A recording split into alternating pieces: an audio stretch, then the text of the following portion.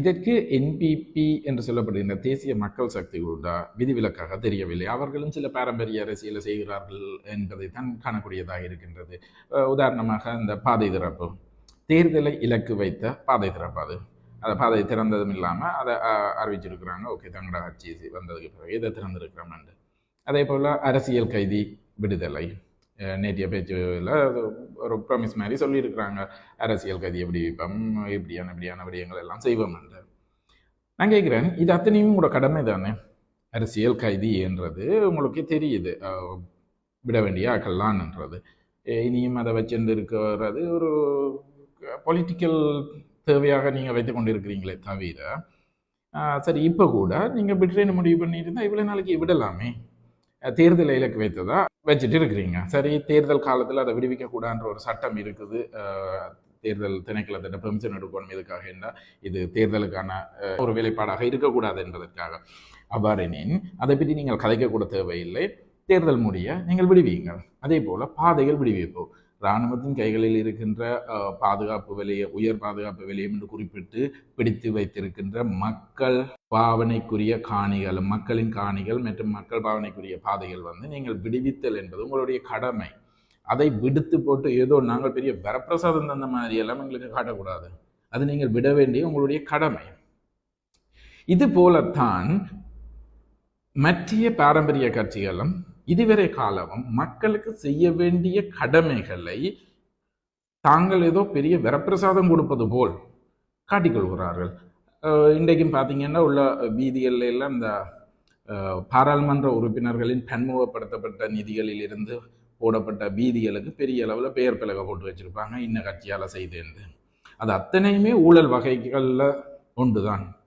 அது ஒரு கட்சி நிதி அல்ல. அந்த கட்சி அதற்கு உரிமை கோருவதும் தவறான விடயம். இது அத்தனையுமே நீங்கள் பாராளுமன்ற உறுப்பினராக செய்ய வேண்டிய கடமைகள். நீங்க பாராளுமன்ற உறுப்பினராக வருவதற்கு முன்னம் செய்த விடயத்தை உங்களுடையதாக கூறுங்க, அது வேறு விடயம். ஆனால் பாராளுமன்ற உறுப்பினர் என்றால் அப்ப என்ன உங்களோட கடமை? அப்ப நீங்க செய்ய வேண்டிய கடமைகளை செய்து போட்டு இருக்கிறதுன்றது ஒரு விதமான ஊழல். அந்த ஊழலைத்தான் பல பாரம்பரிய கட்சிகள் செய்து கொண்டிருந்தன, பல மடங்கு மோசமாக. இதனால் தான் இன்று மக்கள் அது தேவையில்லை என்ற ஒரு நிலைக்கு வந்திருக்கிறார்கள். அப்போ மக்கள் என்னத்தை எதிர்பார்க்கிறாங்களா? உங்களுடைய கடமைகளை நீங்க செய்யுங்க.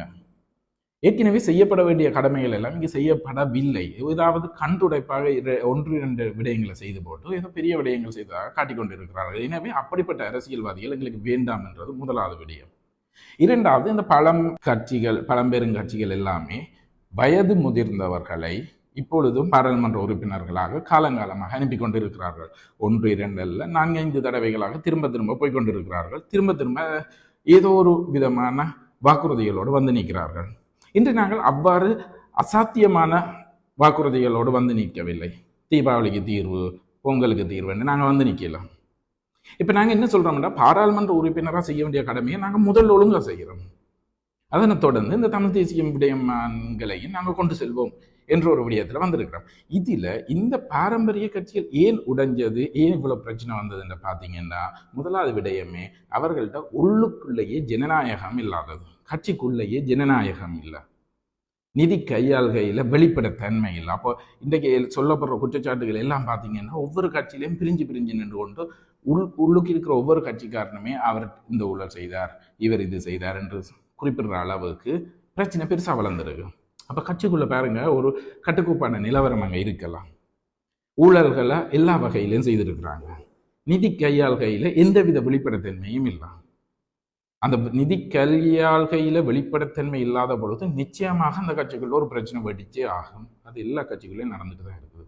முதல்ல நிதி கையாள்கையை வெளிப்படையாக்குங்க. எவ்வளோ காசு வருகிறது, என்னத்துக்கு செலவழிக்கிறோம், எல்லாத்தையும் ஓப்பன் ஸ்டேட்மெண்ட் ஆக்குங்க.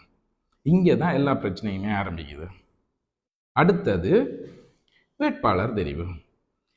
வேட்பாளர் தெரிவை பார்த்தீங்கன்னா எல்லா கட்சிக்குள்ளேயுமே ஏதோ ஒரு விதமான உட்கட்சி பூசல்களும் அவர்களுக்கு இடையிலான உறவு சலுகை என்று சொல்லுவாங்க, நெப்போட்டிசம், தங்களுக்கு சார்பான விடயங்களை மேற்கொள்வது, இப்படியான விடயங்கள்லாம் கடுமையான பிரச்சனைகள் உருவாக்கியிருக்கு கட்சிகளுக்கு. அப்போ நாங்கள் புது கட்சி ஒன்று உருவாக்குறேன்டா இது அத்தனைக்கும் தீர்வு காண வேண்டும், இது அத்தனைக்கும் புது மாற்றீடு கொண்டு வர வேண்டும் என்று நாங்கள் யோசிக்கிறோம்.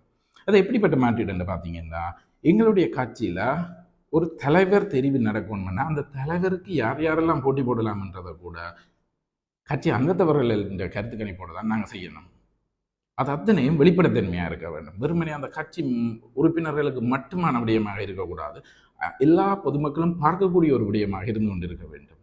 பணக்கையாளர்கள் முழுமையாக வெளிப்படுத்தப்பட்டிருக்கணும். ஒரு கட்சி நிதி என்றால் அது வெறுமனே அந்த கட்சிக்கு மட்டும் காட்டி கொண்டு இருக்கிறதல்ல, ஒட்டுமொத்த மக்களுக்கும் தெரிய வேண்டும். ஏன் இந்த கட்சி ஒரு பொது அமைப்பு இந்த மக்களுக்காக இயங்கி கொண்டிருக்கா, அந்த மக்களுக்கு நாங்கள் காட்டித்தான் ஆக வேண்டும். இது கட்சியை தவிர வேறு யாருக்கும் காட்ட மாட்டோம்ன்றதெல்லாம் எந்தவித லொஜிக்கும் இல்லாத ஒரு விடயம். அதே போல தேர்தலுக்கான வேட்பாளர் தெரிவு, தேர்தலுக்கு ஒரு வேட்பாளர் தெரிவு செய்கிறதுனா கூட அங்கத்தவர்கள்ன்ற தெரிவோடு தான் உள்ள வர வேண்டும். அது இல்லாததுல இன்றைக்கு பல கட்சிகளிலேயே பிரச்சனை நடந்து கொண்டு இருக்குது. தெரியும், இன்றைக்கு உங்களுக்கு பெரும்பாலான கட்சிகள்ல இந்த விருப்ப வாக்கு சம்பந்தப்பட்ட விடயங்கள்ல எல்லா கட்சிகளுமே தனித்தனியாக தான் கேட்டுக்கொண்டு இருக்கிறாங்க, எனக்கு போடு எனக்கு போடுன்னு. என்னன்னு பார்த்தீங்கன்னா அது அத்தனையுமே வேட்பாளர் தெரிவில் வந்து பிரச்சனை தான். அப்போ அதுக்குள்ளேயே நாங்கள் ஒரு முழுமையான ஜனநாயகத்தை கொண்டு வரணும்னு ஆசைப்படுறோம். அது தவிர இது சம்பந்தமாக மிகப்பெரிய திட்டங்கள் எல்லாம் உள்ளது. ஜடோ கேபினெட் என்று சொல்றது, அதாவது நாங்கள் அரசாங்கத்தில் பங்கெடுக்காவிட்டாலும் எங்களுடைய கட்சிகளுக்குள்ளேயே குறிப்பிட்ட துறைகளுக்கான ஒரு அமைச்சு மாதிரி எங்களுக்குள்ளேயே உருவாக்கி அந்த விடயங்களை எவ்வாறு நாங்கள் மேம்படுத்தலாம், அந்த துறைகளை எவ்வாறு செய்ய வேண்டும் என்பதை ஒவ்வொருத்தரும் பொறுப்படுத்த நடத்தணும். இப்போ இந்த வரைக்கும் சிம்பிளாக உங்கள்கிட்ட கேட்குறேன், தமிழ் தேசிய கட்சிகள் தமிழ் கட்சிகள் எக்கச்சக்கமான எத்தனையோ விஷயங்கள் இருந்துட்டுது. ஆனால் எத்தனை பேர் இதில் ஐடி துறையை எப்படி முன்னேற்றம் காய்ச்சிருக்கிறாங்க, அதில் எந்த அளவு ரிசர்ச் செய்திருக்கிறாங்க, இல்லை மீன்பிடித்துறை சம்மந்தமாக இப்படி ஏதாவது தனித்தனியாக துறை ரீதியான ஆராய்ச்சிகளும் அந்த முன்னேற்றங்களுக்கான திட்டங்களும் ஏதாவது நடந்திருக்கிறான் இல்லை. அதுக்கு காரணம் வந்து எல்லாருமே ஓவரோலாக அழைச்சிட்டு போகிறது. அப்போ இதை நாங்கள் தனித்தனியாக பிரிக்கணும். ஒரு கேபினெட் மாதிரி எங்களுக்குள்ளேயே ஒரு ஷேடோ கேபினெட்டாக கொண்டு வந்து அந்தந்த துறையை அதில் திறமை வாய்ந்தவர்கள் தனித்தனியாக ஆராய்ந்து அதை முன்னேற்ற சம்பந்தமாக கட்சியோடு கலந்து ஆலோசிக்க வேண்டும். இப்படி பல விடயங்கள் எங்களோட கட்சி திட்டங்கள்ல இருந்து கொண்டு இருக்குது. இது எதிர்காலத்தில் நாங்கள் செய்ய போகிற விடயங்கள்.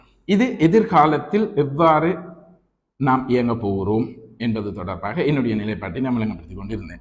இப்பொழுது இது அத்தனையும் விளங்கப்படுத்துகிற எனக்கு இந்த தகுதி இருக்கிறதா என்கின்ற விடயத்தை பார்ப்போமானால் என்னுடைய கடந்த காலத்தை விளக்க வேண்டும் என நினைக்கிறேன். உண்மையிலேயே என்னுடைய தனிப்பட்ட விளம்பரம் இல்லாத ஒரு ஆள். என்ன தெரிஞ்ச எல்லாருமே இதுவரைக்கும் பார்த்துருப்பீங்க. எனக்கு வந்து இந்த தனிப்பட்ட விளம்பரம் சுய விளம்பரங்கள் எதுவுமே எனக்கு பிடிக்கிறது இல்லை. அதால் தான் இதுவரைக்கும் என்னுடைய சமூக சேவைகள் தொடர்பில் எதுவுமே நான் வெளியில் கதைச்சதில்லை. இப்போ தேர்தல் என்று வருகிற பொழுது நான் கதைத்து தான் ஆக வேண்டும் என்றதால் சில விடயங்களை குறிப்பிட்டிருந்தேன். இப்போது என்னுடைய வாழ்க்கையை மேலோட்டமாக உங்களுக்கு குறிப்பிடலாம் என்று நினைக்கிறேன். என்னுடைய சமூக சேவைகள் என்றது பெரும்பாலும் என்னுடைய சொந்த பணத்தை கொண்டு தான் நடந்திருக்கு. மற்றவர்களின் பணத்தை எடுத்து நான் ஒரு சமூக சேவையாளனாக ஒரு ஒருங்கிணைப்பாளனாக இயங்கிய விடயங்கள் 2 அல்லது 3 வேளை தான். இனிய எல்லா சந்தர்ப்பங்களிலும் என்னுடைய சொந்த பணத்தில் தான் போயிருக்கிறேன். அது ஏன் என்னன்றதை சற்று விளக்குறேன்.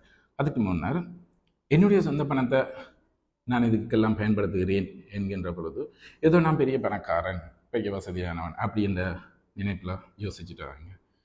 அதுவெல்லாம் நான் மிகவும் வறுமை கோட்டுக்கு உட்பட்ட ஒரு குடும்பத்தில் இருந்து வந்தவன். அதனால் தான் உதவி செய்வதற்கான சிந்தனை எனக்கு எப்பொழுதும் மூடிக்கொண்டிருக்கிறது.